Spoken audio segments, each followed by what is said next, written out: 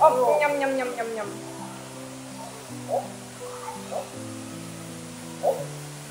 Halo semuanya, makasih banget udah klik video ini. Balik lagi bareng aku Gita, orang Indonesia yang tinggal di Kanada.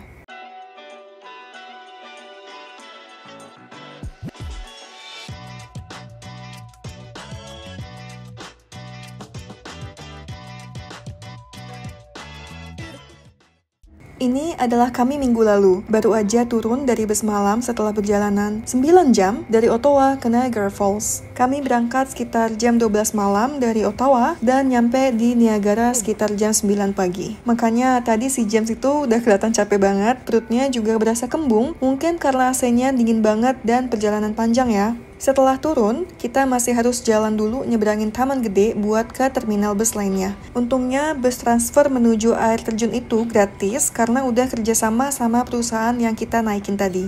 Liburan kali ini cukup spesial karena sekalian merayakan ulang tahun James dan bisa dibilang juga bulan madu kami setelah nikah bulan Mei kemarin. Gak sampai 5 menit dari dalam bus aja udah kelihatan kabut uap air terjunnya. Sekitar 10 atau 15 menit kemudian kita sampai dan turun dari bus. Ticket, and then you take the blue line. There's one coming in right now. Okay, the blue line will take you up to the hotels. That's where you want it to go, right? Yeah. Okay. Thank you so much. Supir busnya juga baik banget, dia ngarahin kita kemana harus beli tiket dan juga bus mana yang harus dipakai untuk pergi ke area hotel. Kita sebelumnya udah beli online semacam tiket pass khusus untuk nikmatin atraksi di sekitar Niagara Falls. Ternyata kita harus ke kantor utama untuk aktifin tiket pasnya dan juga ngatur jadwal atraksi. Power station, you guys can do the daytime anytime between 10 and 5. Okay, and the night anytime between 6 and 8. Kita akhirnya dapat brosur dan juga paspor souvenir buat dicap di tiap atraksi dan juga pas yang dikalungin, jadi praktis banget. Semua udah termasuk transportasi keliling Niagara plus atraksi utama untuk 2 hari. Niagara Falls itu terdiri dari 3 air terjun besar yang membentang di perbatasan antara Kanada dan Amerika Serikat.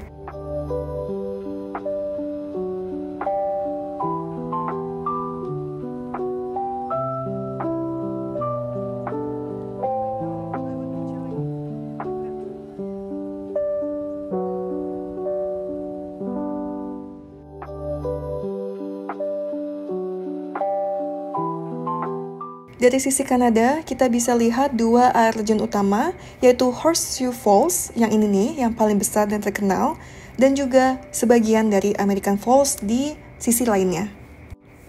Kalau nyebrang jembatan namanya Rainbow Bridge, kita bisa langsung masuk ke wilayah New York di Amerika, tentunya lewat imigrasi ya.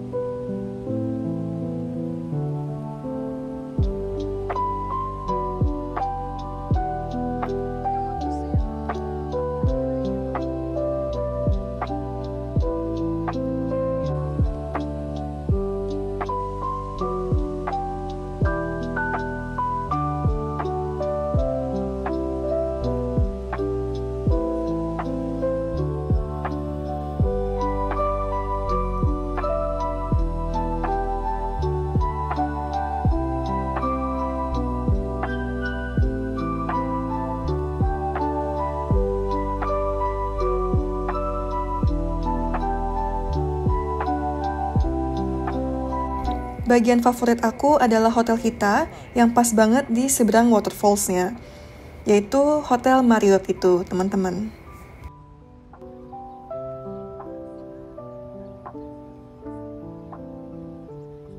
Buat naik ke sana, kita perlu naik kereta kecil atau inclined railway karena jalurnya menanjak.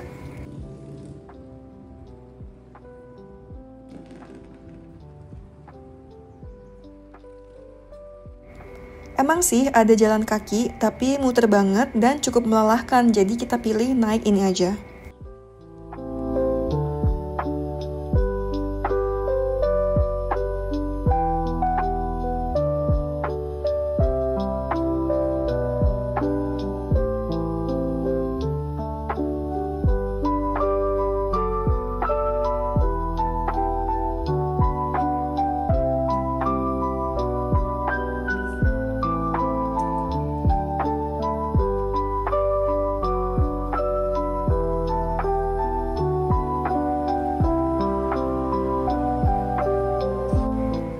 Dari atas, pemandangan air terjunnya keren banget dan dari stasiun atas kita jalan sekitar 5 menit ke hotel.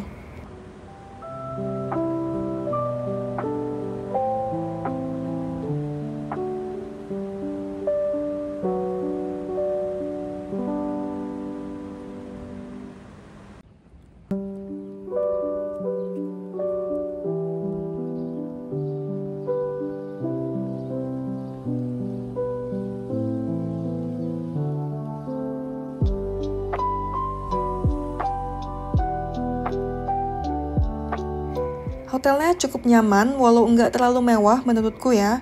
Cuman sayangnya agak kurang bersih, mungkin karena lagi musim rame-ramenya turis.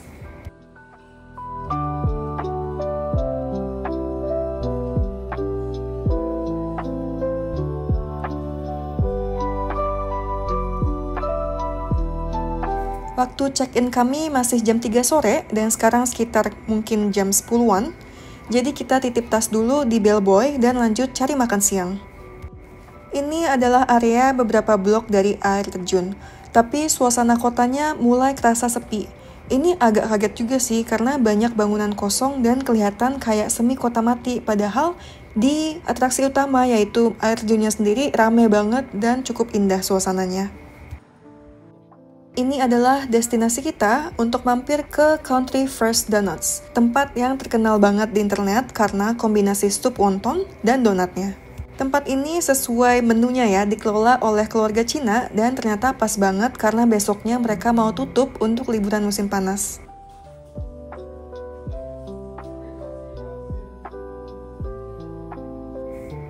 Kita coba donat gula dan cinnamon, plus sup wonton isi pangsit dan potongan daging babi.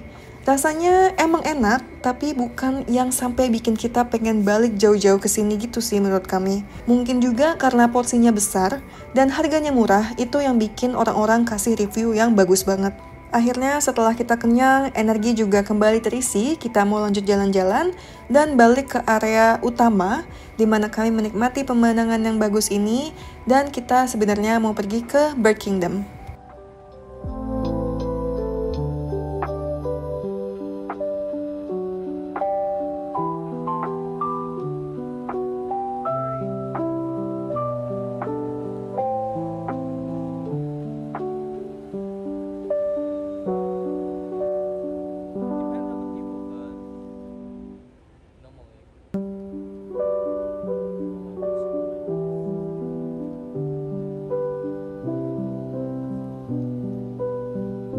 Itu semacam museum burung indoor gitu ya. Tempat ini nggak termasuk di pass, jadi kita beli lagi tiket masuknya. Plus aku juga nambah tiket tambahan buat interaksi sama burung kakatua.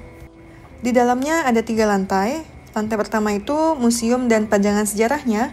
Sedangkan lantai 2 dan 3 adalah open space kayak gini di mana kita bisa langsung lihat burung-burung dan koleksi hewan lainnya.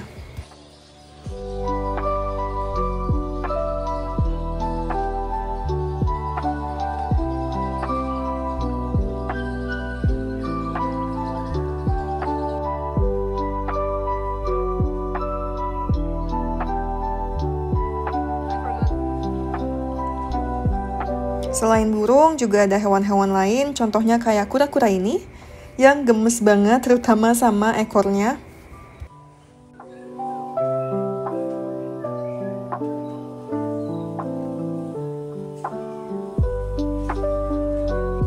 Dan ini lantai ketiga, yang konsepnya sama, open space juga, tapi lebih menyerupai keadaan hutan hujan gitu ya, kayak rainforest gitu.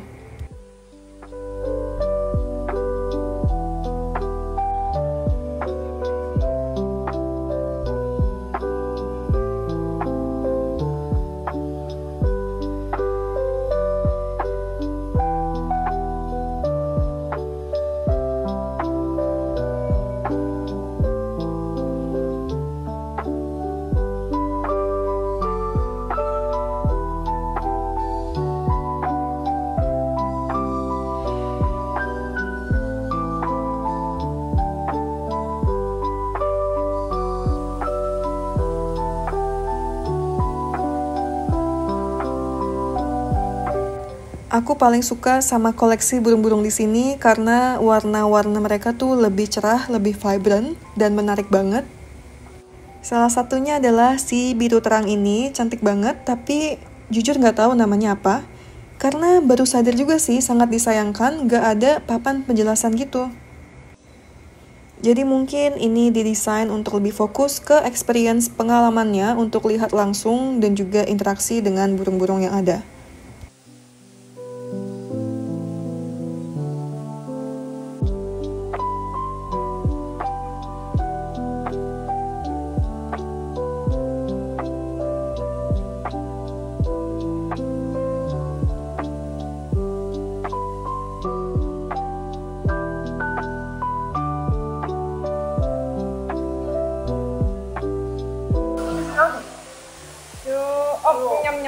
Nyam.